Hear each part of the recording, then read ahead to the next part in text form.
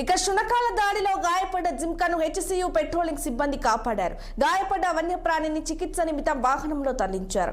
ఇంకా మనుషుల్లో మానవత్వం దాగి ఉందనడానికి ఇదో ఉదాహరణనే చెప్పాలి.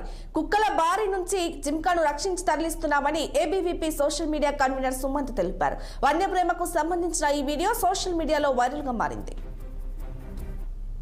ఏదైతే ఉన్నాయో బుల్డోజ్ చేయడం కారణం వల్ల డీర్లు అనేది చనిపోవడం జరుగుతుంది. క్యాంపస్లో ఆ 400 ఎకరాల్లో ఉండాల్సిన డీర్స్ స్టూడెంట్స్ ఉన్న ప్లేస్లోకి రావడం వల్ల క్యాంపస్లో ఉన్న డాగ్స్ వాటిని అటాక్ చేస్తున్నాయి. దానివల్ల ఇది నేలమట్టం అవ్వడం జరిగింది.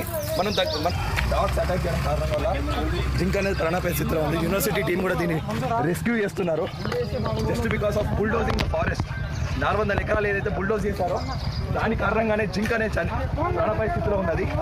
ఏదైతే రేవంత్ రెడ్డి 400 ఎకరాలు ఈ యూనివర్సిటీలో బుల్డోజ్ చేయడం కారణంగానే రేవంత్ రెడ్డి ఏదైతే అసత్య ప్రచారం చేసిండో నిండు అసెంబ్లీ సభలో ఈ క్యాంపస్లో జింకలే వేయలేవని చెప్పేసి you can witness the situation.